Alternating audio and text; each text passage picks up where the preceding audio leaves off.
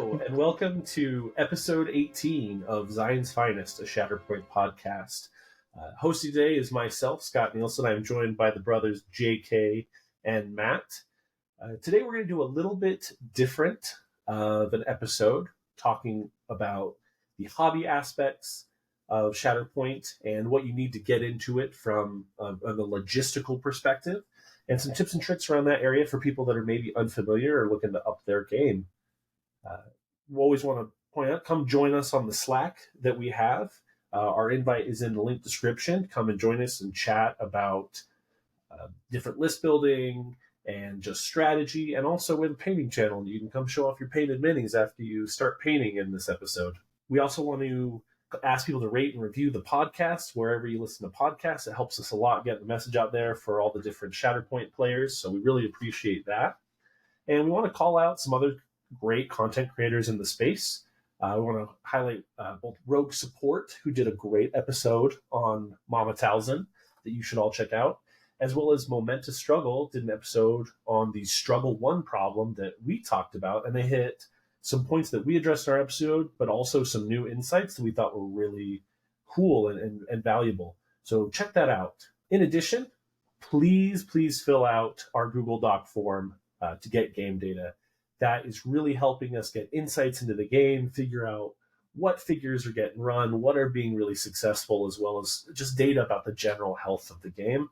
So we really appreciate the people that have been going in, putting their games in there. We're getting lots of great data. We really appreciate it. So diving in to our main topic, the first question we really want to ask is, what do you need to play Shatterpoint from a hobby perspective? A lot of people, I know when we got into IA, where all of us kind of came from, you open the box and you just had these minis. And the most assembly you had to do was put the stupid gun inside the AT-AT that hurt your fingers and snapped off and broke plastic, and you irrevocably broke the gun. Should have been called PTSD. Still has my fingers hurting. Those things were brutal. I will say the Legion ATST is not much better. I painted that for a client in a commission, and it was not fun to put together. So that was where we were at. We were really used to just regular putting together. But unless you have played Warhammer or a lot of different miniatures games, it might have been a really unpleasant surprise to open up the Shatterpoint box, look inside, and it's like, well, where's my minis? It's just a bunch of plastic on a sprue. And I'm curious, JK and Matt, I know MCP, when we played that, was kind of your guys played that with me. Did you have any experience with like hobby or assembly before that? No, yeah, Crisis Protocol was my first time doing full mini assembly, gluing and all of that. So that is where I jumped in. So that was just a couple years ago. Same as me. I'm trying to think. I did random other figure creation. I played 40K with my brother some years ago, but I think he did all of that for me. If I did some, it was every once in a while. But at any sort of scale, that was certainly my introduction. Makes sense. Technically, my very first introduction to model assembly was Gundams, like the Gunpla kits when I was a kid. And I didn't have any of the tools. And I just used my fingers to try and like twist them and rotate them out. And I broke a lot of the pieces. What I wanted to talk a little about is just talk about, what do you need to assemble Shatterpoint quickly, effectively, and without a lot of pain? So first tool, and I think this goes without saying, is sprue snips. They are not very expensive. You can buy them at any hobby store that you frequent, or any game store usually has them right next to the paint. They are 100% essential. If you try and do it by hand or with a knife or with scissors, God forbid, you're going to have a bad time. So yeah, scissors are worse than the knife and your fingers. Scissors are the worst thing you can do. Yeah, absolutely. One thing I will call out on this is that it is pretty common if you go to your game store or your hobby store, the specialty, branded sprue snips from Army Painter or Citadel or whoever will tend to run you, what, 20, $30. You can often, if you are looking to cut costs, you can find an identical tool at your local hardware store, designed, not explicitly designed for sprues, but it is the exact same tool for less than $10.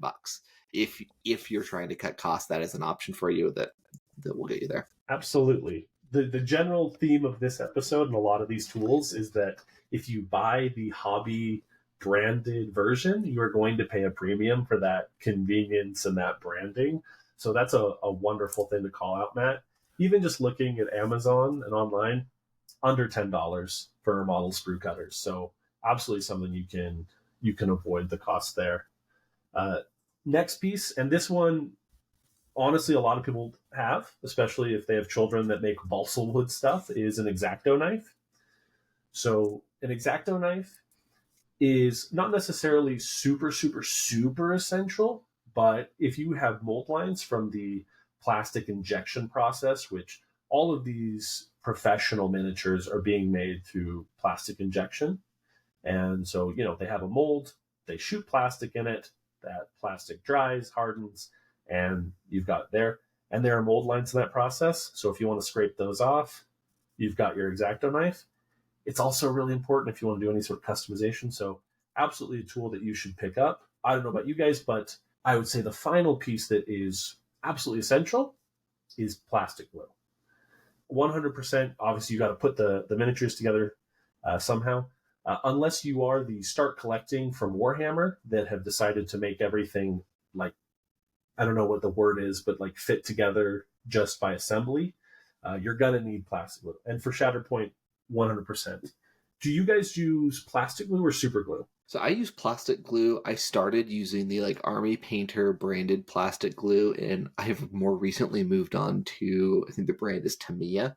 Yeah, JK has thrown it up in the camera there. I converted JK to it as well.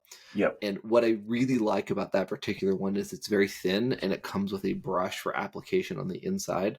One of the problems that you can run into, especially when you're new, is that plastic glue will actually melt or weld the plastic together, which is great for sealing up some of those creases and lines between pieces.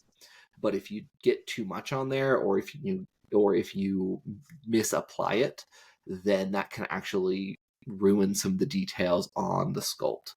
And so I really like this particular Tamiya because it's so thin. Sometimes it takes multiple coats in order to stick everything together, but it holds strong, and it's much harder to overdo it. Yeah, absolutely. A great point to call out, Matt. I use Citadel plastic glue. I find that it adheres really quickly. It has a little metal applicator. You probably can't see it, but essentially looks like a cut up paper clip that will apply very specific points of glue. But Matt is 100% right that with plastic glue, it is absolutely better for assembling miniatures. But if you are not careful, you can ruin your sculpts. I heard of one guy who was assembling Shuri from World of Christ Protocol, didn't realize that he had a bit on his hands. He was holding her by the head, pulled it back, and realized he'd melted half of her face off. It just completely ruined the miniature. Also, if you have to glue after a miniature's already painted and you apply the glue will strip the paint.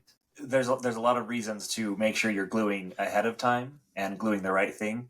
I actually used to use the testers, which is kind of an old, it's the old school stuff. It's what my brother used way back when, 20, 30 years ago. And it's good. It's just thick. And so I would oftentimes I'd actually have a toothpick to try and apply it. And that's one of the big reasons I switched, was to get that little tiny fine brush. Makes it so much easier, because especially with things like lightsabers and Magna Guard arms, or those horrifically bad robot arms that are terrible. You want as fine and detailed applicators as possible. Absolutely, 100%. And the nice thing, I'll say, the final thing about super glue versus plastic glue, I do have super glue. Sometimes plastic glue, because it has to melt together, doesn't adhere as quickly. And so sometimes if you really need a strong bond, or you've got a break that really needs instant repair to be viable, super glue is a better option. I hate it because it gets all over my hands. Plastic glue does not adhere to you. because you're not made of plastic unless you live in Beverly Hills. Kenny will like that joke. So that is kind of my piece. One aspect that we also want to talk about, kind of moving past assembly, is okay, you've assembled all of your miniatures, you've got all of your stuff. Where the hell do you put it? And how are you going to transport it to your friendly local game store or to your tournament? And this is an age-old issue. This is an issue in every single miniature game, every war game. Honestly, we go to LVO every year, and we watch people with library carts that are meant for books, bringing their entire army of 2-foot tall miniatures with it's wild. It's wild. So I think we just like to talk a little bit about how we personally address those storage solutions, just to kind of give ideas of that. So Matt, what do you like to do for your storage solution? I floated around a lot. For Crisis Protocol, I landed on really liking pluck foam, which is basically a foam block that has squares in it that are designed to be ripped out, so you can kind of create pretty safe shapes, kind of a little foam nest that's customizable for the figures that you're doing. When I came to Shatterpoint, I found that I wasn't as comfortable with pluck foam because of the lightsabers, where for non-lightsaber type figures, the pluck foam is great. It's very versatile, but the lightsabers are so fragile that it becomes much trickier. I have landed on magnetization, which is very popular. It probably takes the most work of any solution out there because you're gluing magnets to the bottom of your minis and you're figuring out a storage solution that can then, they can magnetize too. There are a bunch of different solutions out there for trays and other things, just look on Etsy. But that's where I've landed because I feel the most comfortable with that, because the lightsabers and the other bits of your figures are not touching anything. They are adhering. They are being transported by a magnet on the base that's stuck to something else. I have the same sort of thing that Matt has, that magnetized platform, for lack of a better word. I don't know if it's my long-term solution. So I've seen a lot of people talk about just the basically the plastic crates, and then you lay down metal paper on the bottom, and then you put the magnets underneath. It's the same idea. It just gives you a little bit more flexibility. These ones have a lot better presence. The ones that we have and we're talking about, they hold all the things in place, and there's enough for your full strike teams kind of against each other, and there's little cutouts for them. I just don't know. Again, going to LVO, I don't think it's a perfect solution because there's no lid on it or anything along those lines.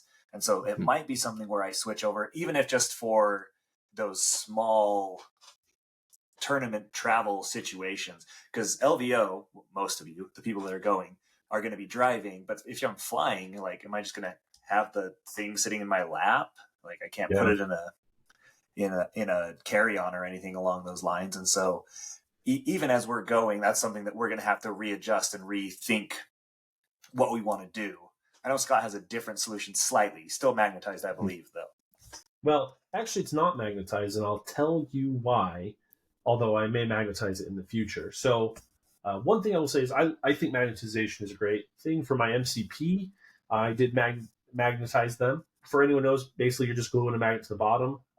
I would say I ordered magnets, just small little watch battery size magnets that I glued to the bottom with super glue. Kenny used washers that he would glue to the miniatures. It makes them quite heavy, and so I don't like the way that it feels when I'm handling the miniature, but it's very effective as a magnet.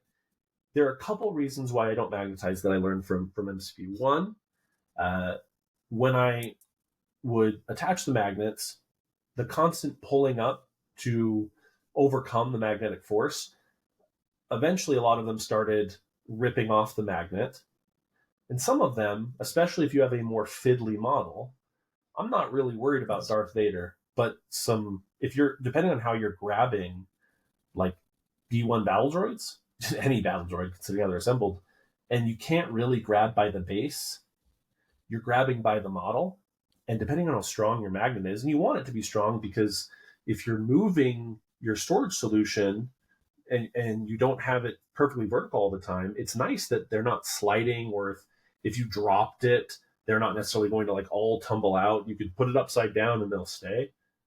But that means that they're strong enough that if you are pulling up by the miniature, you do risk breaking the miniature. Breaking the miniature is not a big deal. They're pretty easy to fix. And so that's why I haven't gone for magnetization. So instead, what I've done is I've gone through a 3D printing solution. I do have 3D printers. I do use 3D printers, but I actually have ordered my storage solution from Etsy, a great store called Trayforge. So if you're interested, check them out. They have a couple of versions. Kenny also uses this storage solution. And essentially, it is layers of magnetized filament plastic that holds all of your cards, all of your tokens, all of your cubes, all of your dice, spot for everywhere. And at the bottom, if you want, and you can order specific layers, so you don't have to do the whole thing if you don't want to, they have a miniatures carrying box. So you just, my entire my entire Shatterpoint, with the exception of terrain, is in basically a 1 foot by 3/4 foot box that I can just walk around with. So it's a really nice solution. If you're interested in that kind of thing, there are lots of people who will do 3D printing for storage solutions on Etsy. Or if you have a 3D printer, there are people who will sell you their STL files.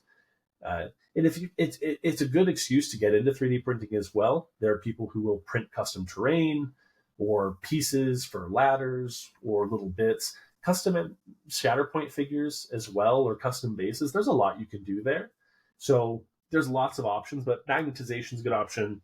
And also just custom stuff can be a lot of fun. Mr. Laser, I think, is the name of the Etsy store that the tray that JK and I ordered. I've also bought one of these Trayforge ones, so I'm not settled by any means. The other thing I'll call out is that the solution for magnetization that I have landed on, which I'm still testing, is to use a combination of green stuff, which is an epoxy putty that basically has two parts, and then you mix it, and then after it's been mixed, it will set hard, and then combine that with super glue. And so the basic idea there is get a little bit of the green stuff, put it in the center of the bottom of the mini, and then push the base down on the magnet so that the magnet is actually flush with the ground or the tabletop rather than a little bit up, depending on the size of your magnet.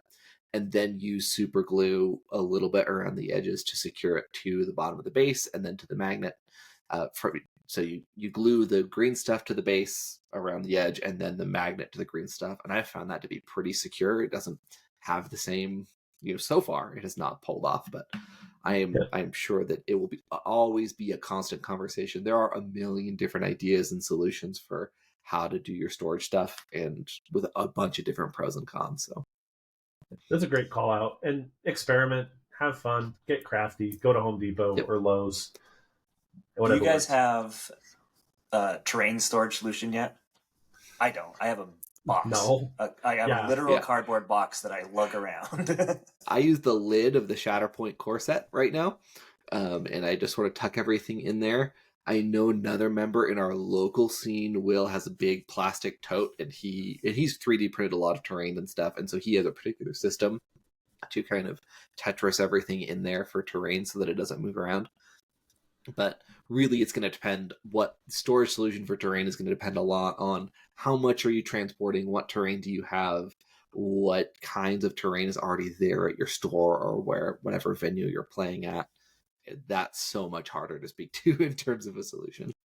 Yeah. There's never going to be a really condensed way to store terrain unless you limit it to very specific terrain types, and that will limit the creativity of your terrain building. What I would suggest is know what you're going to build. If you're going to your friendly local game store, take only what you need and know what you're going to put out so that you can transport as little as possible. Yep. Agreed. It is nice that terrain is, I will say, fairly set in terms of what it's going to release. AMG is going to consistently release new terrain little by little. Mini Stravaganza, they show that little garage. So there's going to be more stuff over time, but where you're expecting, next year we're expecting 45 new miniatures, give or take, right? Yeah. Like at just kind of a gut check shot. Whereas we'll probably get 3 new pieces of terrain. And so you can future proof a little bit with it, but I was more just curious if you guys had thought of anything. and just going to give Kenny a big box and wish him the best for LVO. Yeah, that's what we're going to do. Great. So let's dive into the next thing. You've got your minis assembled. You've got all your tools. You have got a storage solution, but your minis look boring. So what are you going to do? To paint or not to paint? That is the question. And that is a question that I've often gotten from people as I do commissions for painting. And I have had people message me and say, should I hire you or should I do this myself? And I have just a frankly honest conversation with them. And we all three of us paint to varying degrees of enthusiasm. Kenny also paints with maybe the least enthusiasm. I would call him a begrudging painter of like, well, I guess I have to. I paint out of passion and I really enjoy it, and it's a thing I learn into. So we kind of we are all along the spectrum here, and this is an important question because painting is both a big time investment and a big monetary investment, no matter which way you cut it. And it, to me, if done right, can be one of the most satisfying parts of the hobby, to the point where if I never played Shatterpoint again, I still would paint the miniatures I have. It would suck not to play with them, but I just enjoy it enough that it would be. Whereas I think maybe Matt and JK would say, I'm not going to paint something I'm not going to play. That's asinine. So we kind of have different perspectives here a little bit. So I'll ask you guys, obviously, since you chose to paint rather than commission your miniatures to be painted.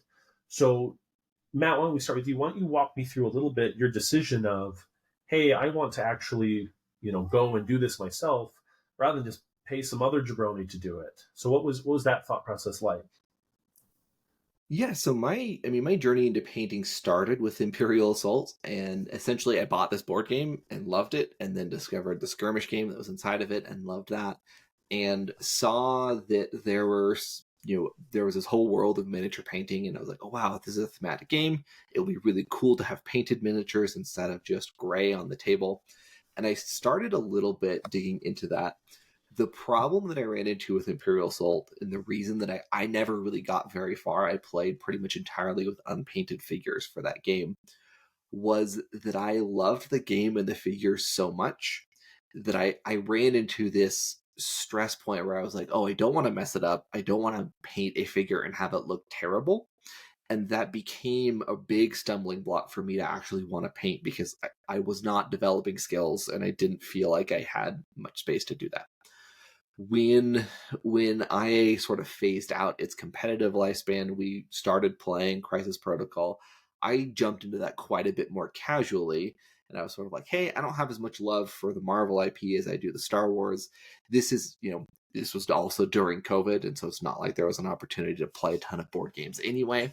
And I was sort of like, hey, this is an opportunity for me to look at these figures and say, you know what, I'm going to use these as an opportunity to learn. And found that was really successful and developed a love of painting from there, just genuinely as its own part of the hobby. And so the first thing I'll call out is, you, like, in addition to needing to make the decisions about, are you willing to spend the time and the money on this in order, to get to a place, perfect is the enemy of good. You are going to, if you are just starting out, you're going to have a learning phase, and just embrace your learning phase. Do not get too stressed out about the quality of your first couple of miniatures, especially if you're starting out with Shatterpoint. What I will say is, it is very easy to find replacement figures if you really, really have your heart broken, and you can hop on eBay or whatever, even for something in the core set, and find somebody that's bought a core set, parceled it out, and is then selling the individual contents for like $20 a figure or something. So do not stress out about that too much. I think for me, it's a way to be engaged with the game even when I don't have opportunities to play it because I'm by myself. It's a way to, hey, I can sit down for 45 minutes in the evening and paint and find some joy there. Yeah. JK, what about you? I know that we all kind of started with IA a little bit. Obviously Matt jumped in more heavily with MCP, but what about you? So yeah, I mean, similar story of Matt. With MCP, with IA, I tried to. I don't believe that I played the last couple of worlds without painted miniatures. Like, I don't think I had anything that wasn't painted on the table.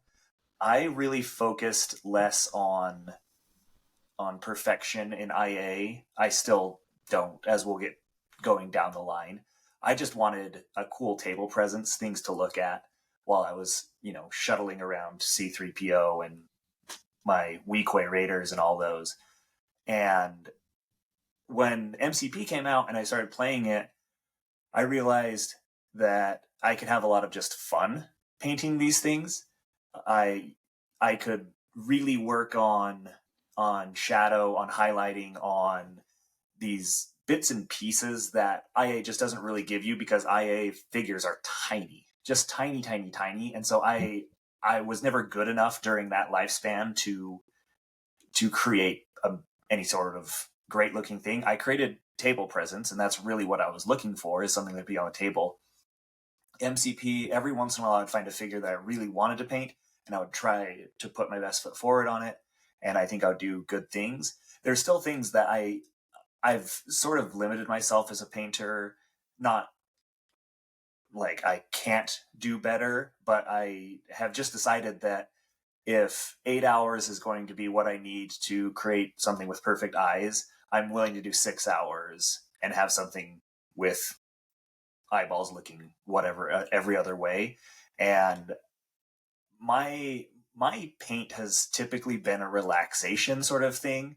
I actually do it sometimes during breaks at work. I'll just kind of sit back and take a figure and just sort of brush through and just screw around. But like Matt, you're going to have a whole bunch of crappy figures. Even my first Shatterpoint figures, from where I started to where I am now, you're getting better just because you're thinking about how they're going to be on the table differently and things along those lines. And that's sort of the balance that I walked through. I've actually paused a little bit because I've wanted to rethink what I've been doing on a couple figures. So I haven't painted for about a week or two, just partly because of that. I also started on AA. Matt actually found a content creator, Sarastro, which I'm sure if you are in the painting world, you know who Sarastro is. He started with IA, but he has moved into a lot of different FFG, AMG games. Pretty prolific creator. I got to meet him once, which was really cool. I have one of his minis. I was a Patreon for him, and I won his, what was it? A Dewback Rider. I won a Dewback Rider that he had painted. It's really cool. So I was ride or die for that. I followed all the tutorials, and I bought all of the paints. I was like, I want to do it exactly the way that he has outlined. I'm going to follow his tutorials. So I would, I wasn't being a smart artist and going, hey, I have blue and I have white, and this is light blue, so I should mix them together. I went, oh, but that's Cantor blue, and this is Lothern blue, and he says I need both. And it'd be like, all right, for this one little highlight of this miniature, we're going to do a tiny dab of Lothern blue. And it's like, great. And he's like, and we're never going to use it again. So it's like, all right, I spent $4 for that. So I was super bought in and into it. And because I was in college, I had a stupid amount of disposable income and parents who were really nice to me and didn't make me live outside of home. So I was really, really into it. And for me, I made a rule for myself that I have broken with Shatterpoint, just because I have been really busy with other painting projects, that I would not play with unpainted miniatures. And so that really motivated me. If I really wanted to play IA or I really wanted to play MCP, I was going to paint the miniatures that I wanted to work on. And, even my output today, I probably average 8 miniatures a week. Yeah, my goal has been trying to finish about 4 figures in a month is where I sit. And I've been a little bit faster than that recently. And to be clear, Scott paints professionally. He did it as his sole source of income for a while. He is definitely in a different place compared to where JK and I are, which is great. You have different perspectives on it. Yeah, which, part of that is just that I have continually painted just for a lot longer. We kind of all got started around the same time, But, whereas I think, Matt, you guys probably took a couple years break and you were painting once in a while. It's kind of like every day for 8 years, is kind of what I was doing. But yeah, so these were sort of our journeys. And, one thing that I'm curious about, because I never considered getting my stuff painted by someone else for a commission, because I really enjoyed doing it. Did you guys ever consider hiring to get your squads done or to get something done like that? I have thought about it, but the problem is there's a balance of it, which is, if I wanted to pay someone to get something done, it would be a figure I really like. It'd be something that I want, that is a unique figure that means something to me. Off the top of my head, I can't think of exactly what that is. I'm sure I've had them that I went, oh, this is so cool. I'm sure some people have like, Maul is my favorite figure, or Vader is my favorite figure. And those would be the ones that I would want to have someone else paint. The problem is, I want those to be a personal thing for me. And so I would rather take my time to do 8, 12, 14, however many hours trying to improve myself for this specific Holy Grail figure than pay for it. And so that's the balance that I walk more than anything else, is I want to pay for ones that I care about, but I want to paint the ones that I care about. Yeah. Yeah, I actually did hire you, Scott, to paint a set of terrain for me for Marvel Crisis Protocol.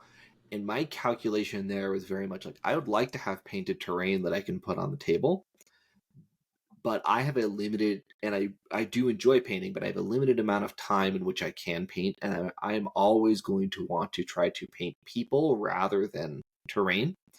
And so for me, that was a way to, throw money at a time problem and work around that.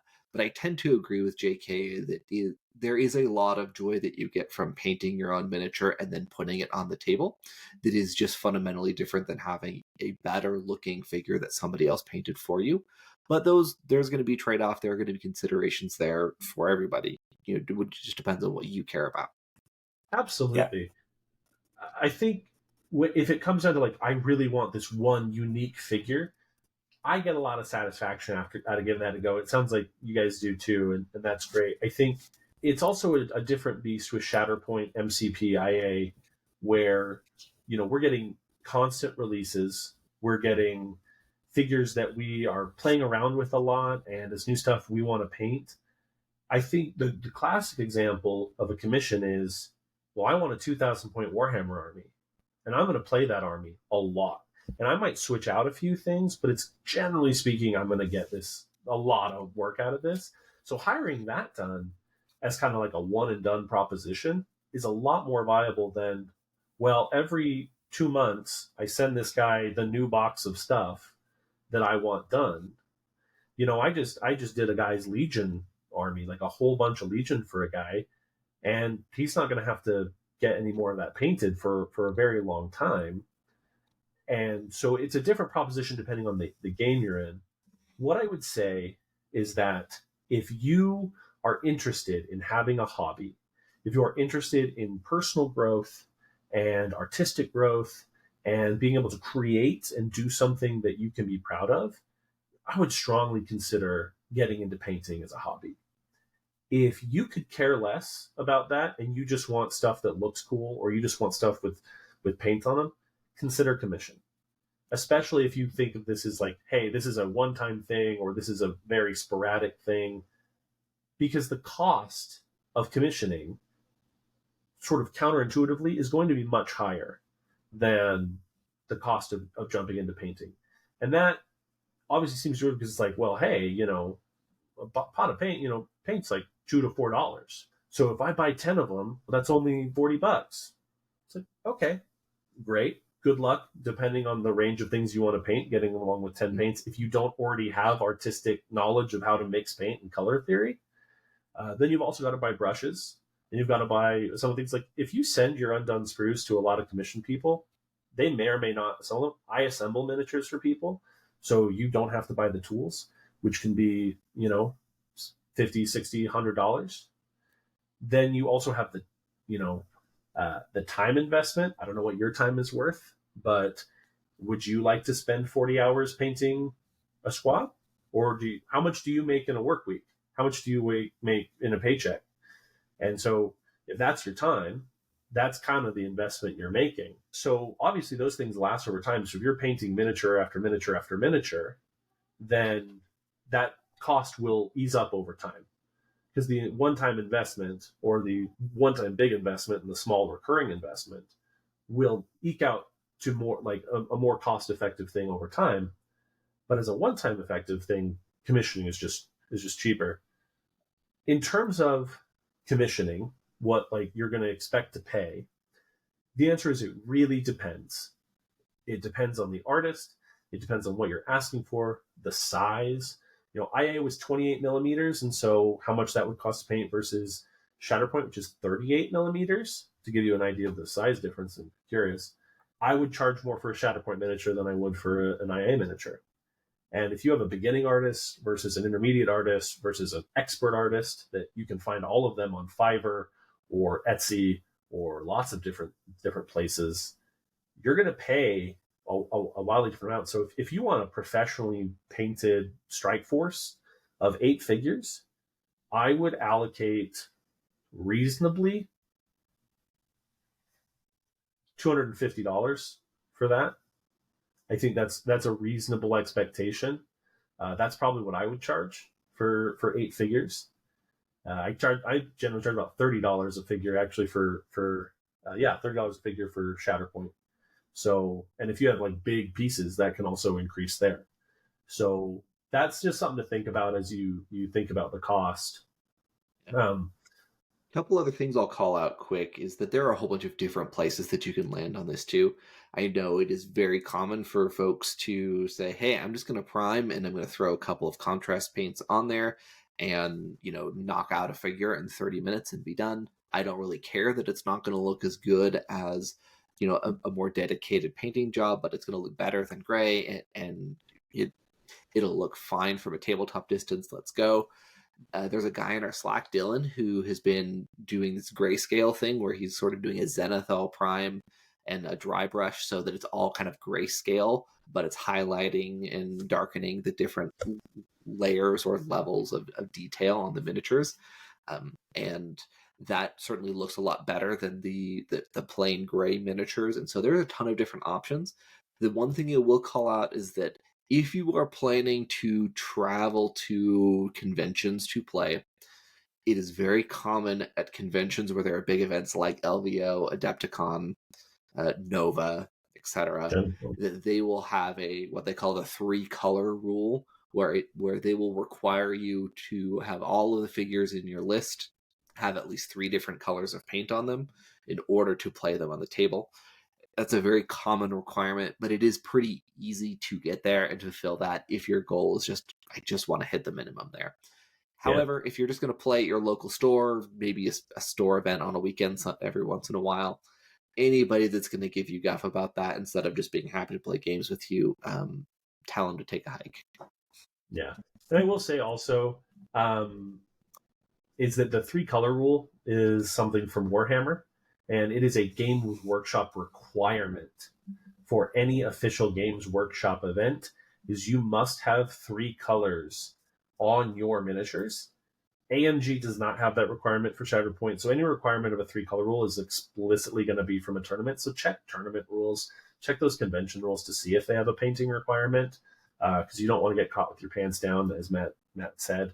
But yeah, for casual play, it's all good. One thing that I think for me, I go back and forth on this a little bit because there are a couple principles that I use. We're talking about painting when I teach people how to paint and when I kind of give advice to people, which is one, look at your work. And this is true of painting on a canvas as well. Look at your work from the distance it will be viewed most naturally and most commonly. So if I pull a miniature up and I look at it right up close to my eyes, I can notice every little flaw with it. And the way that the highlights and the shadows blend is going to be different when you're viewing that closely, where tabletop distance, you're a couple feet away visually. And so that's an important rule. In addition, it is done when you say it's done. There is no metric, there is no rule, there is no administrator who is coming to slap you on the wrist if you don't paint it to whatever degree or point of doneness. It is done when you say it's done. And the final philosophy is there are no wrong answers, just some answers are more right than others. So if you like that god-awful color scheme of blue and brown and whatever, and you've decided to paint Anakin's skin yellow and his hair bright pink, and, you know, I might think it looks god-awful, but you're the person who has to live with it. You're the person who has to decide they're happy with it. And if you're happy with it, that's kind of the only thing that matters. I was just going to agree, and like again, I am a terrible detailer for painting. Like I know I am. I don't know. I have fat fingers or shaky hands or bad something. I don't know, posture. All the things, whatever goes into painting. / I don't necessarily put myself into the situation to say, oh, well, Maul actually has 7 different points on his face that all need to be red. And in order to do that, I'm like, I'm going to dry brush red a little bit and see what comes out. And if it looks okay, I'm going to be okay with it. I'm a very big believer in table presence as the metric. I want to be able to set my thing down, and I look at Mama Talzin and I go, she has a cool red flowing robe and she has green flames coming out her hands. Yeah, her eyes aren't exactly what they should be. And if someone is walking up to me and Scott, they're not going to go, oh, which one is that one? I wonder who painted which one here. And I'm fine with that. And it's okay to be fine with that. It's okay. Again, you're done when you say you're done. To say, I think of the B2s that I have. I basically just went silver. I was like, they're going to be silver. Like I don't want them to be silver chromium with a glaze down the backside. And I look at Scott's, and Scott's has this really nice matte finish that's not too shiny, and it looks like it's really metal. And I go, I could do that if I really wanted to put the time in, but I think they look really good with just silver. And it took me like 45 minutes to do it. And I'm just going to go thumbs up, walk away, because I'd rather spend my time doing something else. And I'm fine posting stuff in the Slack every once in a while saying, hey, look what I did. And yeah, if you zoom in stuff on the Slack, you're going to go, yeah, I can see the paint lines there, but that's not why I'm doing it. I'm more just saying, hey, look, this cool thing, look at this cool figure. I think that is an important philosophy to have, that, you know, art is inherently subjective. And unlike, you know, a fine artist who is trying to make a living selling stuff, you don't have to please anybody other than yourself. But there is part of me, it's my natural instinct I have to suppress sometimes, to say, if you are going to do something worth doing, then you should do it. And you should put effort into it to improve and grow and do better and spend the time. And so I kind of have that, you know, I have to be like, that's for me. If other people don't want to do that, that's okay. Because people will talk about like slap chop, which I think we should highlight, is if you are someone who really wants to make it easy, Citadel has released a series of contrast paints. Army Painter has what they call speed paints. A lot of painting ranges are doing this. Contrast paints are essentially just, honestly, it's just thinned paint. There's a little bit of an ingredient difference, but it's really just thin paint. It's halfway between a standard paint and a wash, right? Yeah, or a glaze. Yeah. So essentially, the idea is it's based off of this idea of glaze painting, which is really advanced. It's kind of an advanced painting technique where you will do an entire miniature just in glaze, which is literally like dozens and dozens and dozens of layers of different colors on top of different colors. And the idea is you'll do a zenithal prime, which for people's reference, the zenithal prime is essentially you will prime the miniature in black or dark gray, and then you will do from a 45-degree angle white or light gray. You can do it in stages. You can do black, then gray, then white. The idea is simply that the white is meant to mirror where light would fall on the miniature. And so you create natural shadows and highlights. So then when you take your thinned contrast paints, it is going to color the white and shade the black. So you're kind of going to create, you're cheating a highlight and a shadow with just a base color. And then there's some dry brushing involved. You can always look up on YouTube like the slap chop method to create tabletop ready results with very little effort. Not that it doesn't take effort, but not nearly as much. So it's a lower effort. It's a quicker experience that produces above average results for the amount of input you're giving it. So that kind of method, to me, I hate it. I hate contrast paints. I don't like them. I like them for some things. And I think that if you are a painter who has developed a lot of skills and you know how to use them to create certain effects, they're great. But as a substitute for learning foundational skills and basics, I really don't like them. I don't like what they represent as this crutch. Now, if you are someone who's, again, I will never be a fantastic painter. I don't care about that. I just want to have the cool thing and paint it so it doesn't look gray. And if that's your thing, which is totally valid, contrast paints are great. They're going to save you so much time and money. It's fantastic. But if you're like, no, I want to build skills and work hard, I think a lot of those like shortcut methods are just underselling. You're not getting the practice in that you need to do that. And that this is the inherent tension with painting is quick and easy and to the point, or is it laborious in order to build the skill? Yeah, I'll even call out that with contrast paints, I think that it is a mistake to think of those as beginner products. I think that a lot of beginners use them and are able to get models to a reasonable tabletop standard quickly. But all of the stuff that you see that looks really good with contrast paints are painted by people who have a lot of skill and a lot of experience working with that specific kind of paint, because contrast paint can speed things up if you know what you are doing or if you don't care too much about the details, but it is a trickier kind of product to work with than a standard layer paint in a lot of ways. And so it's like, I have bought a lot of contrast paints. I have used a lot of contrast paints. I have moved away from them because I am not good enough to get the results that I would like out of them. And so I only use them very selectively now. I'm not in a competition with literally anyone. I go and I put my things down, and I've never once gone, oh boy, this is gonna look ugly. I actually have thought this is gonna look ugly, but it's been more like, this is what I'm bringing to the table. If I really wanted to fix it, I would, but I'm not. So I clearly don't want to fix it. And again, some people I am able to 80% it and be fine with it. Scott is not. Scott is 110% person in a lot of these situations, and it's just a different drive. And as you're starting to paint, you're going to learn very quickly if you're a 110%er or an 80%er. Yeah. When you sit there and go, oh, I just cannot get this shadow right on an arm, and I go, I'm going to dry brush it again because I like to dry brush things because I think it makes it go so much faster. And you're going, but if I do this, it's actually going to bring out the highlights in his eyes and change the way. And I just don't care. Yeah. I'm just going to dry brush. Yeah.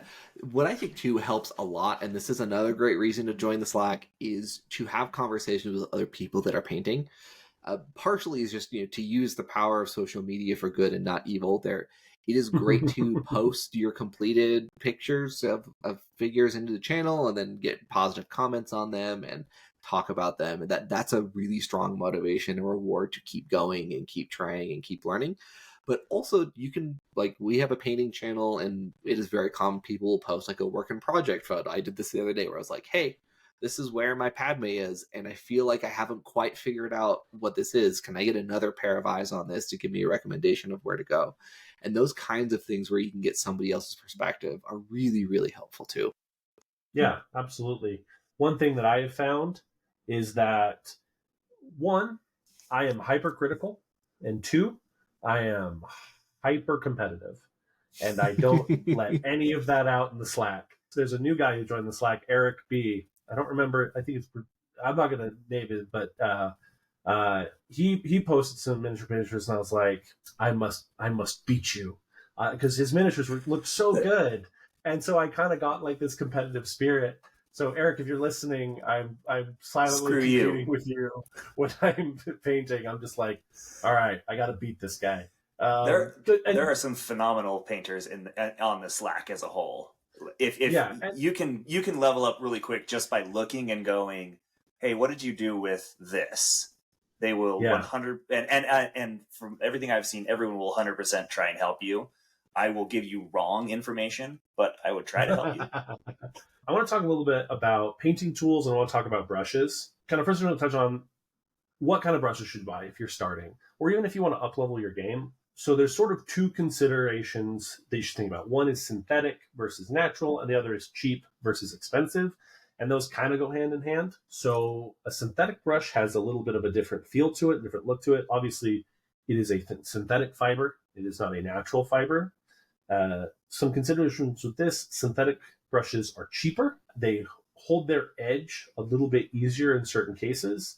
And, they can just be a nice thing, especially for certain dry brushing techniques, because dry brushing can be really brutal on your paintbrushes. And synthetic brushes, especially if you're doing certain details or a miniature you don't care about as much, can be a good way to just get some paint on plastic and not spend a ton of money. I bought a set of 7 brushes, synthetic, 2 dry brushes, and 5 normal brushes from size 0 to 4 for $18. So super cost effective, cheap way to do it. If you are starting out, there is nothing wrong with buying cheap synthetic brushes, because you will not know how to take care of your brushes. You will not know how to properly use them. And so if you destroy them, which you will, and you will split the ends and you will leave them in the paint water when you shouldn't, and they will bend at the bottom because they are up against the cup. This is a low investment way of being like, well, all right, I'll just buy new ones, right? It's not a big deal. So that's a great consideration there. Then we have expensive brushes, which have these little sealed cases. I paid for a set of 6 brushes that I use that are Winsor & Newton Kolinsky Sable brushes. For any reference, a Kolinsky Sable is a weasel. It's not actually a sable. It only lives in Siberia, and they are expensive because they are nearing endangerment, and it is expensive to harvest and get the bristles on their fur because they don't like captivity very much. They don't do great in captivity. So that is probably the nicest, most expensive brush. They're artist brushes.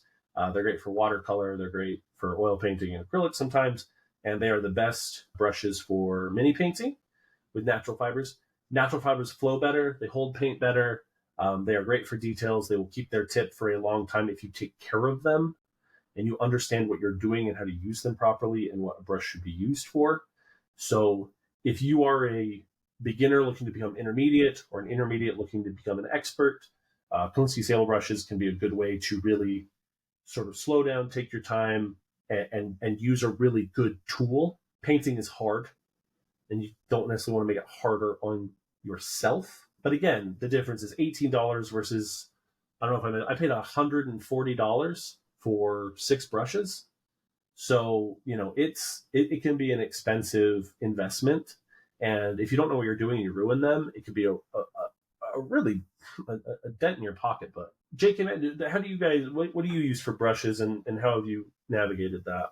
Yeah, for my first year-ish where I was really diving into painting with Marvel Crisis Protocol, I bought a cheap set of synthetic brushes for like $15. And it had like 12 different brush sizes in it, and that was really, really fantastic.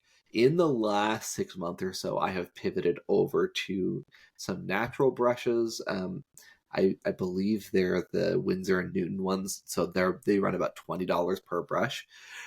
The thing that I will call out, in addition, I agree with everything you just said, Scott. One big difference between synthetic versus natural is that synthetic brushes are going to be consistently fine. A natural brush, that's coming from where the brush hairs are coming from any kind of a natural source, there is going to be biological variation, and so you can buy 5 different of the exact same brush size from the same manufacturer, and those brushes are all going to perform a little bit differently. However, most of us, and I include myself in this, do not know enough I don't know enough about painting to be able to tell the difference. One of the things that I have noticed is that there is a temptation when you're new to want to use a whole bunch of different size of brushes for different jobs. And I've recently realized that one of the things about the size 0 and size 1 brushes is they often just hold a better, sharper point for longer because they store the paint in the belly of the brush.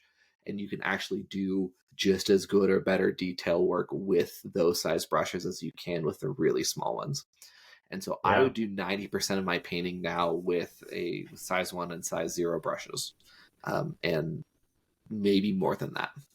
Yeah, absolutely. It is more about the fineness of the tip than the size of the brush. That's very much where I've gotten to recently is, using the 0, using the 1. I occasionally, if I'm painting a big figure, I'm looking for my Dormammu who's somewhere around here. I'll use like a huge paint brush to cover a lot of area because it's smart to do. Like this is an MCP Hulk, so it's got a lot bigger size in general. But like obviously, I didn't do all of the detailing and whatnot from the bigger brush. But basically, I just slopped the dark green down everywhere, the purple down everywhere, and then worked my way back up on it. I actually really still like the way my Hulk turned out. It's not perfect, but I think it looks good. But yeah, that I at some point bought a bunch of 000s and 00s, and I realized that I just don't use them that much because it's just hard to get. It's hard to get enough paint to make it matter, and it's hard to get not enough paint to make it detailed. And I know that's a weird balance between the two, but it is just a lot easier to get a 0 or a 1, have the tip good and kind of press into it. I still only use synthetics because, again, I'm not focused enough. That being said, I actually put a bunch of natural ones on my Christmas wish list to start working a little bit more onto it, just partially because I don't know what else to get for Christmas half the time. And I thought it would be a good little present for me from someone else. Never. If you're just starting out, buy the cheapest thing you can find and just try it and see if you like painting. If you don't like painting, then you have not lost a lot of money. If you do, there are 10,000 different gadgets and upgrades and things that you will then suddenly explore and want to have and make great things to put on birthday and Christmas wish lists, or put away somewhere for you to buy at some point. You will never run out of opportunities to upgrade later if you want. What is this responsible? No, it's the thing to put credit card debt into. You buy them all immediately. That's a great transition point there, Matt, because I want to just call out everyone very quickly, kind of call out some good tools that kind of helped your painting a little bit. I will go here first. I'm going to call out just 2 items that I think are important. One, I think, being very important, and the other one being situationally important. The first one I'll call it is a painting handle. Painting handles come in multiple sizes for anywhere from 28 to 38 millimeters to like 40, 50 millimeters and above. These are really, really essential. There's a lot of different ones. Honestly, if you get a cap of like a hairspray can and some putty, that is also fine. When I started out, I just grabbed the miniature by the base, or I held the miniature. I cannot tell you how many times, because I am an impatient person and I live in Utah, and so paint dries quickly, and so I have unrealistic expectations, I would grab onto a piece of the miniature I'd already painted. I would then take it off, paint another piece, and notice there was a fingerprint in my miniature now.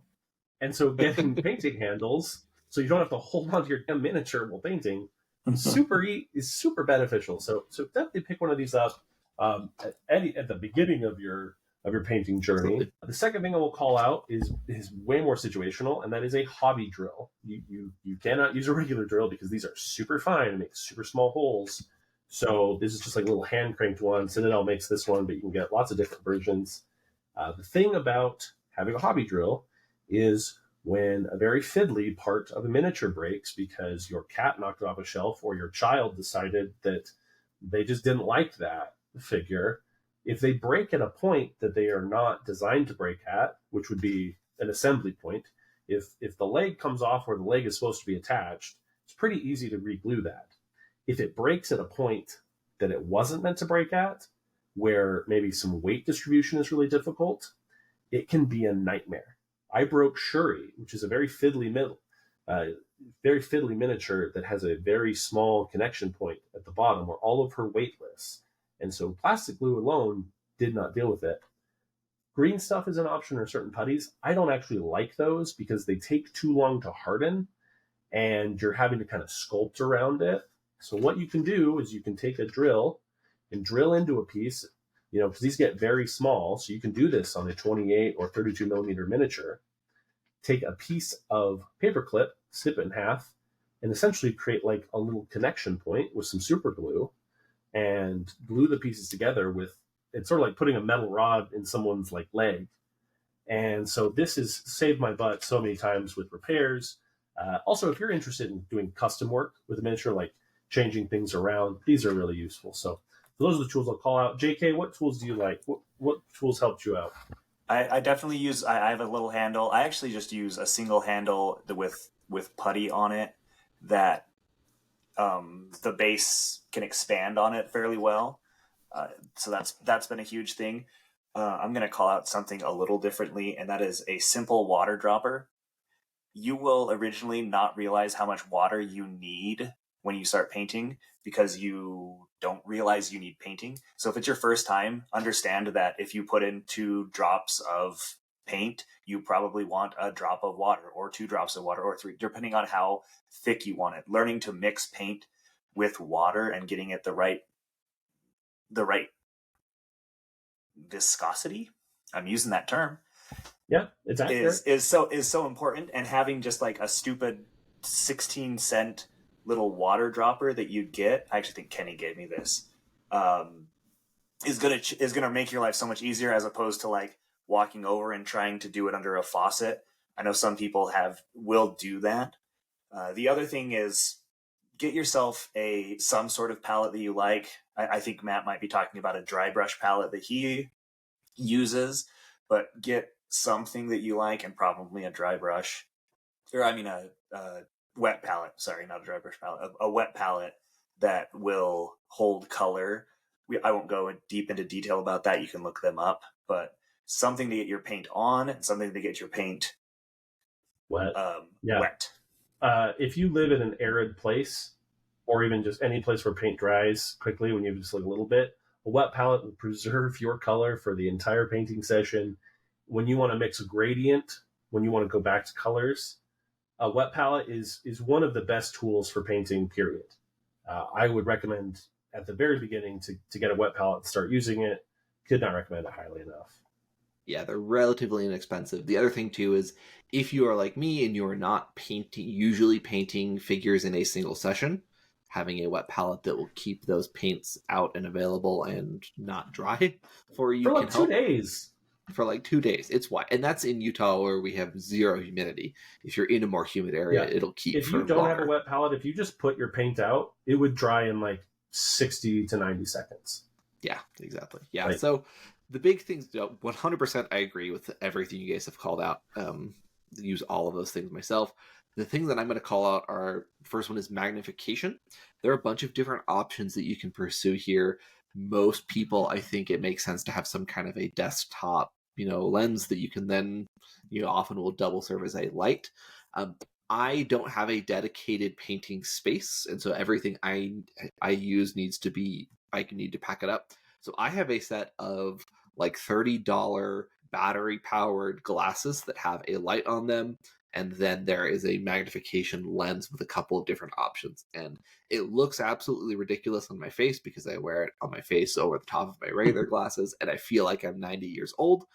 However, it is very difficult to paint detail, especially small detail, when you cannot see it. And one of the things that I found is, especially if I was going to be painting for more than like 30 minutes, if I'm doing any detail work, there's a tendency where you sort of hunch over and you bring things close to your eye and you try to see what's going on, and it hurts your back. It's just bad news. So I super recommend some kind of magnification. Scott called this out earlier. You do have to be careful, because if you only are looking at your mini magnification, you can miss what it actually looks like at a tabletop distance. And just because it looks good up close does not mean it will look good from far away.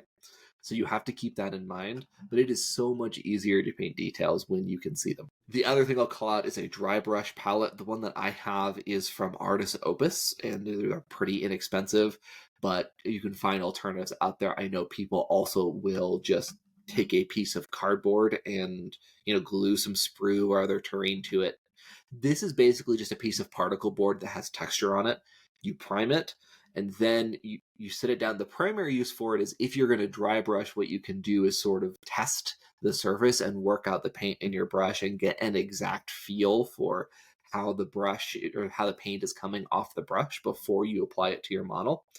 But I use it pretty much every single time to wipe off a little bit of excess paint from my brush, or to just test out exactly how much paint is there. One of the things that you will hear everyone say and talk about is that you need to thin your paints. You need to thin your paints more than you think you do. And really having the opportunity to have a surface that you can test on to feel how the paint is coming off the brush before you touch it to your model and make a big splotch that you then have to fix is huge. Now, a good rule of thumb that I have found is that when you are mixing your paints, if you do a test strip, so I'll just test it on my wet palette, you want it to be not translucent. A good way to understand if your paint is too wet is if there are bubbles in it. If there are bubbles in your paint, it is too wet. And you should either let it dry out for a little bit, or you should add more paint in to reconstitute and spread out some of that moisture. If you are looking to get into the painting hobby or uplevel your skills, one of the most important things that this is the advice I give people all the time is when you are starting out, the most important skill to develop is dexterity. How to handle a brush, how to use a brush, how to thin your paints, just the logistical fundamentals of if you're holding your brush like this, you're having a problem. If you're holding your brush like this, you're doing some detail work. This is, just like that kind of stuff can be really helpful. A lot of people are concerned about things before they should be. Get that down first, then start thinking about things like color theory, highlighting, shading. You can start that stuff while you're on the dexterity, but just make sure that you're walking before you're running. I will also say that a big part of how long, a lot of people say, like, I don't want to spend the time, or like, it takes me so long to do this. The more you paint, the quicker you will be. You go slow so you can go fast. There are times that a miniature that I might have spent 4 to 6 hours on to get a quality level, I now can paint to a better quality level in 2 hours. And you will just improve with time. So don't worry so much about that. It will just come with your skills. And maybe the most important thing that I want to call out, and that'll lead us into talking about some really great content creators that we want to highlight, is at a certain point, painting miniatures is not enough to get better. Just if you only paint miniatures, you will not get better. Seeking out classes, seeking out YouTube videos, studying. I have gotten better as a painter instantaneously just by thinking differently, just by understanding a concept. I could just immediately put into practice because you have those dexterity, you have those skills to implement what you're seeing.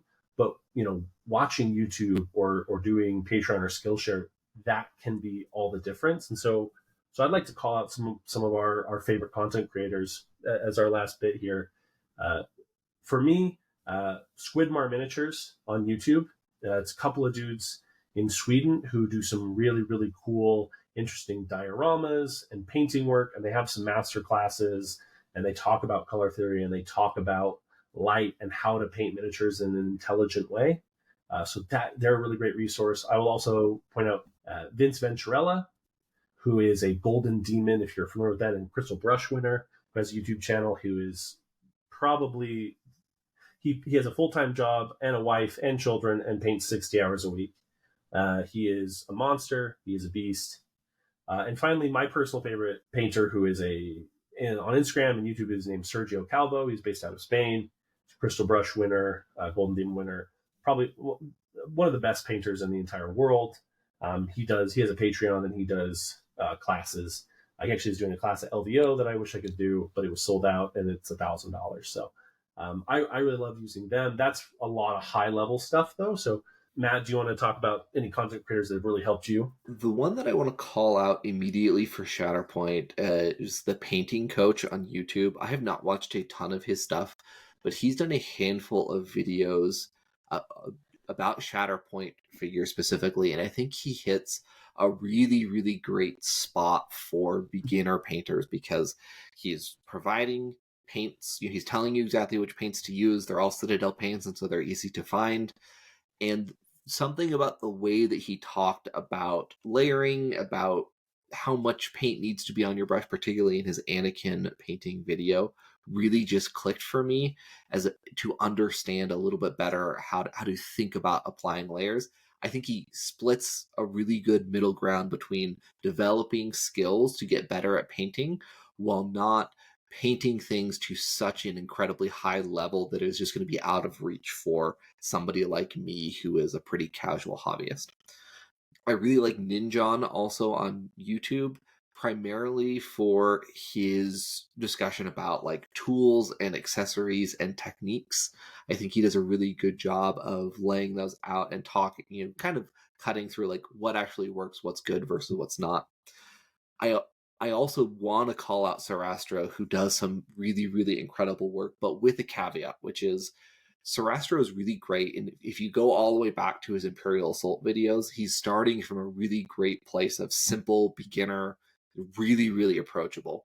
As he has developed further into Crisis Protocol and Shatterpoint, he is painting at quite a high level, and his videos and tutorials there are really kind of intermediate to advanced, kind of showing off the techniques that he is using that are certainly like outside the scope of what I'm capable of doing. And so if you sit down and try from the beginning, try to use his Ahsoka video as a tutorial, that may present some challenges for you. If you want to go with Sarastro, you may need to do a little bit more, blending of looking at some of his older beginner stuff and then thinking about how you can translate that into a Shatterpoint figure, which is a useful skill, but can be intimidating if you're just starting out. I do like to look at Sarastro, even though he's beyond my skill level often, he has a cool way of looking at like color theory and a lot of things of why you base level a certain thing, a certain color. He did a thing on Malekith for MCP, and he talks about how he undercoats everything purple, even though there's no purple showing, but he kind of goes through why you have the purple and going into those next levels that I've always thought was interesting. I don't necessarily follow any. I watch some occasionally. I actually would recommend AMG will often have their painters. I don't know their names. Their art director. Okay. Yeah, Dallas Kemp. He's really good, and they'll do painting tutorials, and they're not specific about learning, but because they are about specific figures, I think it gives you a good opportunity to see what you want to do with a figure. Because a lot of times painting comes down to being able to see the end, knowing like what the end is supposed to be and working your way backwards from that. It's a skill that it's hard to get to, but they do it really well as they walking through, they go, I want to make this this color. I'm going to start here. I'm going to do this. I'm going to do this. I'm laying down all of my base and I'm going to move on because we're going to lighten all of this stuff. And you can see thought processes on specific figures because that's really what we're doing is just specific figures over and over. Absolutely. And one thing I will call out about that, especially that's where I learned how to paint, all the trusted videos, I followed them. When I brought up like learning dexterity, that gets a lot easier when you have someone telling you exactly what color to paint what and what to buy. And so you're not having to worry about color theory and color choice and scheme for your miniatures. You're having somebody else do that, and you can focus just on building up certain skills like where to place your highlights and your shades and how to handle a brush. And so that is where that can be really beneficial for people if you are feeling intimidated about making those selections and those thoughts. So yeah, absolutely. Well, thank you everyone for joining us for this little bit longer episode that we all thought was going to be about 40 minutes shorter. But we really appreciate you sticking around with us. Hopefully this has been really helpful for you and will continue to help people maybe get inspired into painting or decide, whether or not it's for them, and get some cool tools that you can all use. If you're interested, I'm going to do a shameless plug and say you can check out my Instagram, which is Tiger Stripe Painting, Tiger Stripe Painting Studio. Thank you so much. Join our Slack, rate and review the podcast. We love you. Good night.